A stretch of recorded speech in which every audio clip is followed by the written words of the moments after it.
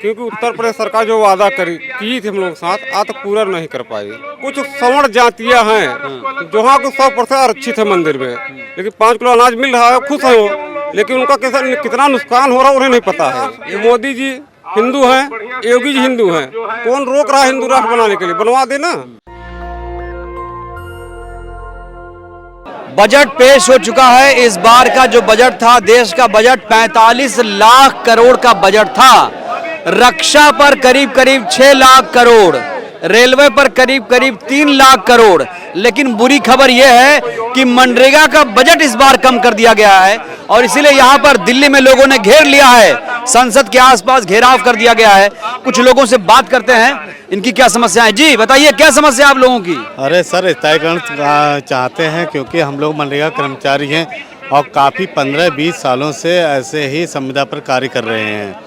इससे हम ये चाहते हैं सरकार से कि हमें भी स्थायीकरण दिया जाए, क्योंकि बहुत ही अल्प मानदेय है। आजकल 7 या 8 हज़ार में क्या होता है? हमारे भी बीवी बच्चे हैं। आजकल मजदूरी इतनी कम है, इतनी महंगाई है, उसको देखते हुए हमारा भी मानदेय अच्छा किया जाए या स्थायीकरण किया जाए, जिससे कि हमारा भी जीवन निर्वाह अच्छे से हो सके। धन्यवाद। आप बताइए भैया। हम मनरेगा में काम करते हैं। जी, मनरेगा रोजगार सेवक पद पर कार्य करता हूँ और लगभग मुझे 15 साल है ये काम करते हो गई। सरकार आए दिन वादे करती है, जब चुनाव आता है तो वादे करती है कि जब हम आएंगे, हमारी सरकार आएगी तो हम आपको नियमितीकरण करेंगे। किसने वादा किया? बीजेपी सरकार ने वादा किया था। वादा किया था? वादा किया था कि हम जब सरकार आएगी तो हम आपको नियमितीकरण। एक बार जो पूर्ववर्ती सरकार थी तो हम लोग लखनऊ धरना लगाए हुए थे, तो हम अखिलेश यादव जी मुख्यमंत्री थे उत्तर प्रदेश के, तो समय हम नियमितीकरण की जो बात आई थी तो ये श्री राजनाथ सिंह जो आज केंद्रीय रक्षा मंत्री हैं, इन्होंने कहा था कि समस्त संविदा कर्मी को नियमित करें और उस समय हम लोग नियुक्ति के कगार था, लेकिन आज तक कोई सुनवाई नहीं। अब हमें क्या मिलता है? 6-7 हज़ार रुपये मिलते हैं, वो भी ब्लॉक में, और वहाँ तक भागना दौड़ना बहुत मुश्किल होता है कार्य अपना जीवन यापन करने के लिए। इसलिए मेरी सरकार से और माननीय श्री नरेंद्र मोदी जी से निवेदन है कि हम लोगों की मोदी जी क्या क्या करें? राष्ट्रवाद का विकास करें, देश को संभालें, या आप लोगों की समस्या सुने? हम तो उनका भी एक हिस्सा हैं, हम तो इस देश के हैं, नागरिक हैं इस देश के। हम चाहते हैं कि हमको भी कुछ ना करके क्या होता है इसमें? अगर 6,000 रुपये किसी को दिया जाए तो क्या हो जाए? उसमें कुछ नहीं होता तो भाई, तो हमें, मेरी यही मांग है कि हमें नियमित। आप बताइए भैया, क्या समस्या? जी सर, अगर उत्तर प्रदेश सरकार हम लोगों की बात सुनती है, शायद हम लोग का यहाँ नहीं आना पड़ता, क्योंकि उत्तर प्रदेश सरकार जो वादा की थी हम लोग के साथ आज तक पूरा नहीं कर पाई। हम लोगों को एक बार सम्मेलन माननीय मुख्यमंत्री जी बुलाए थे, वादा किया था आप लोग 10,000 मान दे देंगे, लेकिन आज तक उनका वादा पूरा नहीं हुआ है। EPF कटौती की बात किए थे, EPF का पैसा कहाँ जा रहा किसी को कोई पता नहीं है। हम लोग दिवस होके यहाँ पे आए हैं, उत्तर प्रदेश सरकार अगर सुनती हमारी बात हम लोग यहाँ नहीं आते। अरे ये बताइए, क्या नाम आपका? जी सर, लक्ष्मी शंकर यादव। राम मंदिर बन गया सर, राम मंदिर से किसी के पेट भरेगा? मंदिर बनने से किसी के पेट भरता तो आज हम लोग यहाँ पे ना आते, भूखे प्यासे बैठते ना। ठीक, मंदिर से खुश नहीं है? बिल्कुल नहीं खुश। मंदिर वाली बात सर अपने जगह है, और रोजगार का मुद्दा, बेरोजगार अपने बहुत बड़ा मुद्दा है मंदिर मस्जिद। हमारे लिए सर छोटा सा मुद्दा है मंदिर का मुद्दा छोटा सा है हमारे लिए। चुनाव किस पे हो रहा है आजकल?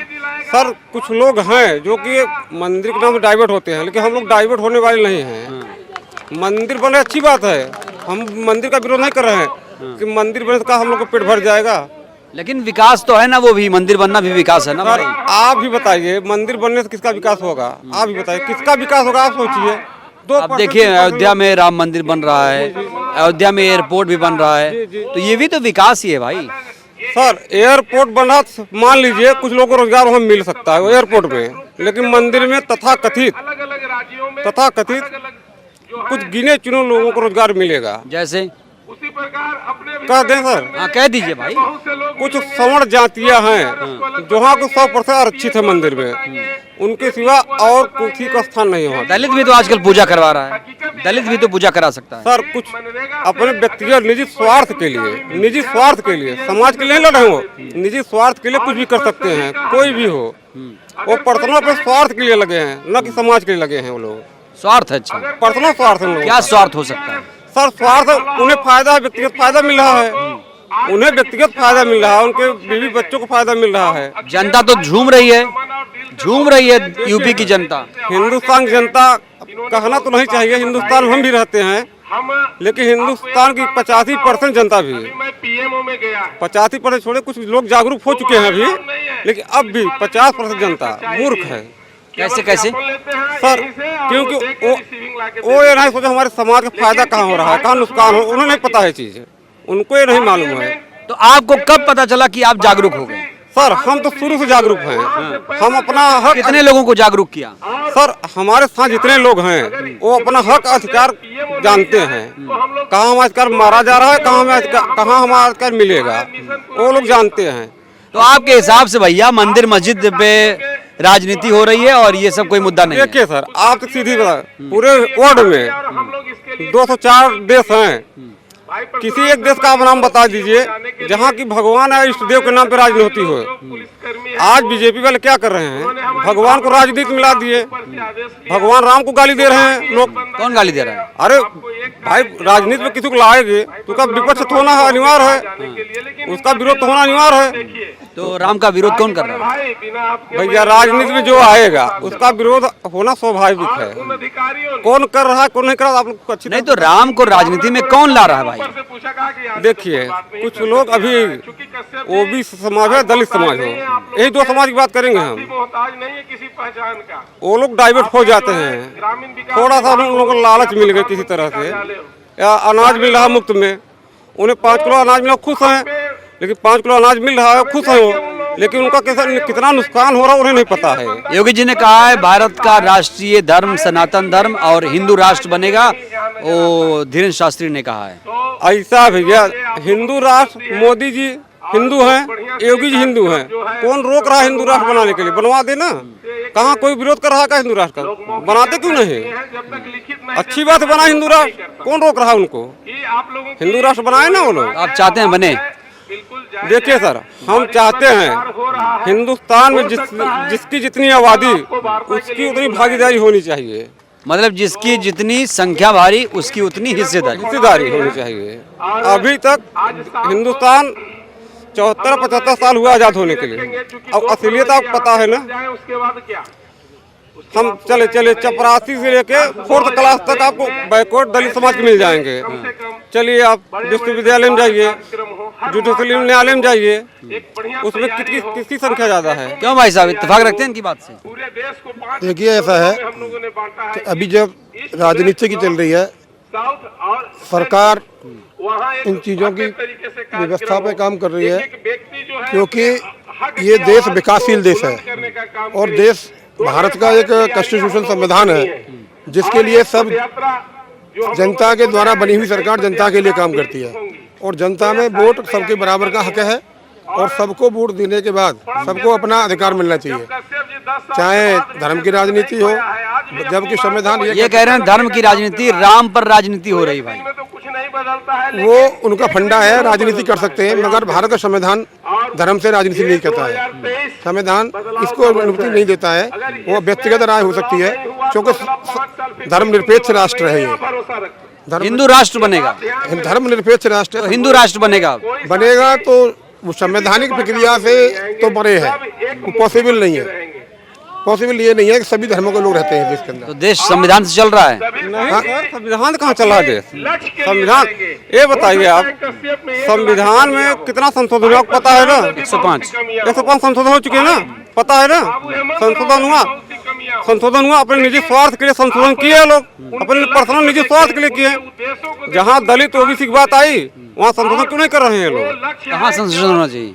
होना कहाँ आप संशोधन की जरूरत है? हम चाहते हैं सर संविधान में ऐसा, खैर संविधान में गलत नहीं लिखा है कहीं भी, लेकिन कुछ लोग मान नहीं है उसको, संविधान को मान नहीं, लेकिन नाम लेते हैं संविधान का। अरे कहाँ आपने पढ़ लिया, देश चल रहा है संविधान से, देश दुनिया की 5वीं बड़ी अर्थव्यवस्था बन गया, बुलेट ट्रेन चल रही है, किसानों की आय दोगुनी हो गई है। कहाँ बुलेट चल रही है बताइए? बुलेट ट्रेन कहाँ है? ऐलान तो हुआ है ना? ऐलान होने से काम हो गया, हम तो कह रहे हैं चलिए हम आप करोड़ दिए तो हो गया 5 करोड़ पे, नहीं हुआ ना? आप बताइए 15 लाख भी आएंगे। नहीं आएंगे।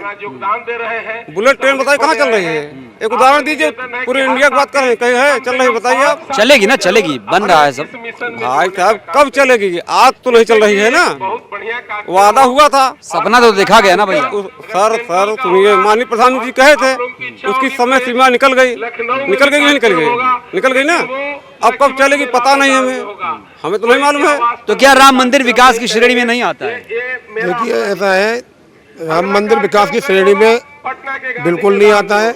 वो एक मोबिलाइजेशन है, लोगों को जो देश चला रहा था, व्यवस्थाएं समय के अनुसार बदलता रहता है, कभी नहीं था नहीं रहा, क्या रहा, जिसकी जब संख्या में जब सत्ता में होता है तो वो आदमी को कराता है। मानव सर्वोपरि धर्म है, मानव ही सर्वोपरि धर्म है। योगी जी बहुत ही मजबूत सीएम बने हैं। मजबूत है, अच्छी बात है, और अच्छा होना भी चाहिए। आदमी पद हमेशा नहीं रहता है। क्यों? योगी जी मजबूत है ना। सर योगी जी मजबूत नहीं है, लेकिन स्वतः वो अपने आप को एहसास करते हैं मजबूत हैं। वो मजबूत नहीं है। नहीं मजबूत है। नहीं, बिल्कुल नहीं मजबूत है। तो राम मंदिर बनवाया उन्होंने, एयरपोर्ट बनवा रहे पहले हैं, सुनिए। 4 एयरपोर्ट हो गए। पहले सुनिए सर, राम मंदिर योगी जी बनवाए कि मोदी जी बनवाए? बताइए पहले, राम मंदिर किसके आदेश से बना है? किसके आदेश पे? सुप्रीम कोर्ट के आदेश से बना है ना। तो जिसके काल में ये सब होगा उसी की तो गिनती होनी है। नो कार्यकाल में सुप्रीम कोर्ट, हम कह रहे हैं अटल बिहारी प्रधानमंत्री थे, उनके कार्यकाल में क्यों नहीं राम मंदिर बना? क्यों नहीं बना उनके कार्यकाल में? क्या वो नहीं चाहते थे राम मंदिर बने? सब चाहते थे ना। इसमें कोई न मोदी के योगदान है न योगी का योगदान है राम मंदिर बनने में। ठीक, श्रेय ले रहे हैं, लेकिन सुप्रीम कोर्ट के आदेश से राम मंदिर बन रहा है, किसी का कोई योगदान नहीं है। लेकिन तो ये कांग्रेस तो कह रही है कि फैसले को मैनेज करा दिया गया है। देखिए सर, कांग्रेस की बात है, कांग्रेस के उदाहरण, कांग्रेस सही पार्टी है मानते हैं। कांग्रेस का जमीनी हकीकत गरीब मजदूर किसान के लिए चलती है, साथ में लेकर चलती है। और बीजेपी क्या करती है? पूंजीपतियों के साथ में लेकर चलती है। यही अंतर है उनको। कांग्रेस अडानी तो बहुत ही राष्ट्रवाद की बात कर रहे हैं। सर सुनिए, आजकल बीजेपी के जितने नेता हैं फिलहाल राजनीति नहीं करना कह रहे हैं, आप पूछ रहे थे है ना। जब वो फ्लॉप होते हैं ना, धर्म का चोला ओढ़ लेते हैं। अडानी की स्थिति देख रहे हैं ना, क्या हुआ इस समय प्रेजेंट, 2-3 दिन पहले देख रहे हैं ना क्या हुआ। तो रिपोर्ट सही है? बिल्कुल सही है। अरे सर वो रिपोर्ट पूरा वर्ल्ड मानता है, हम थोड़ी मान रहे हैं। खारिज कर दिया अडानी ने उस रिपोर्ट को। भैया हम कहते हैं, आप गलत कहा कि उन पे सवाल, भारत पे सवाल। अडानी की वजह से भारत चल रहा है, अडानी की वजह से भारत चल रहा है। अडानी नहीं थे तो भारत नहीं था क्या? भारत नहीं चल रहा था।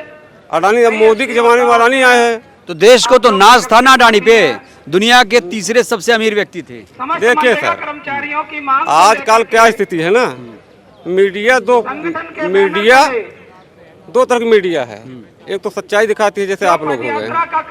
एक मीडिया है शुरू किया गया था, सच को झूठ बताने में हमेशा लगी रहती है। कौन चैनल है ये? बहुत चैनल है, नाम एक दो लीजिए। एक दो नाम लीजिए। अरे बहुत चैनल, एबीपी न्यूज है, एनडीटीवी रवीश कुमार थे, ठीक था, अब भी वही कर रहा है।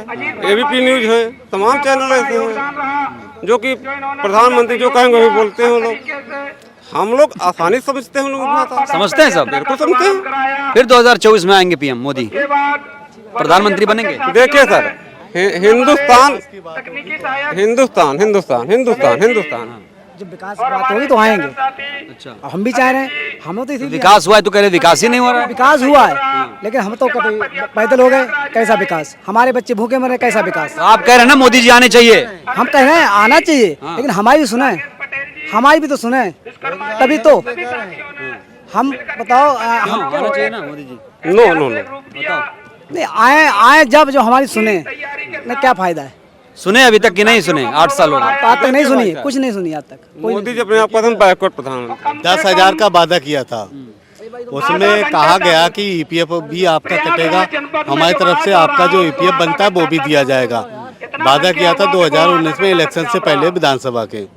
उसमें क्या हुआ? जो ईपीएफ था वो भी नहीं दे रहे हैं अभी तक, और जो मानदेय है ईपीएफ का काट के अपना हिस्सा और हमारा हिस्सा दोनों वहाँ पता नहीं कहाँ। योगी मोदी जी मजबूत हैं कि नहीं, आप मानते हैं कि नहीं? मजबूत है, बिल्कुल है। तो आगे आएंगे फिर ना। अरे आएंगे जब लोग मजबूत करेंगे। अब कह रो रहे हो आके आप? अरे जब हमको मजबूत करेंगे तभी तो हम योगी मोदी को मजबूत करेंगे। कैसे? अरे जब हम मजबूत होंगे तभी तो हम उनको मजबूत करेंगे। अच्छा, मजबूत होंगे इस बार। देखिए सर, हम लोग कभी हार नहीं मानने वाले लोग हैं, संघर्षशील आदमी हम लोग हैं। हम लोग गांव के निम्न स्तर जो होता है, निम्न स्तर जिसे मजदूर कहते हैं, उनसे जुड़े आदमी हैं। हम मजबूत होंगे तो गरीब आदमी। तो ये है मनरेगा कर्मियों का दर्द। बहुत कम इनको मजदूरी मिलती है और रोजी रोटी घर चलाना बहुत ज़्यादा मुश्किल हो गया है। इसीलिए चाहते हैं लोग बजट बढ़ाया जाए, इनको और ज़्यादा मानदेय दिया जाए। स्थायीकरण सबसे बड़ा मुद्दा तो ये है, परमानेंट स्थायीकरण की मांग कर रहे हैं लोग। 16 साल से लोग मांग कर रहे हैं। देखते हैं आगे कब तक पूरी होंगी, क्योंकि मोदी योगी डबल इंजन की सरकार है। ऐसे में उम्मीदें बहुत ज़्यादा बढ़ी हुई हैं। देखते हैं ये वादा कब पूरा होता है। अपनी राय ज़रूर दीजिएगा। शुक्रिया। नेशनल दस्तक की आपसे गुजारिश है कि अगर इसको बचाना चाहते हैं तो नेशनल दस्तक को सब्सक्राइब करने के लिए रेड कलर के सब्सक्राइब बटन को दबाएं, फिर बेल आइकन की घंटी दबाएं। नेशनल दस्तक को बचाने के लिए बहुत जरूरी है कि हर खबर को शेयर करें, लाइक करें, कमेंट जरूर करें।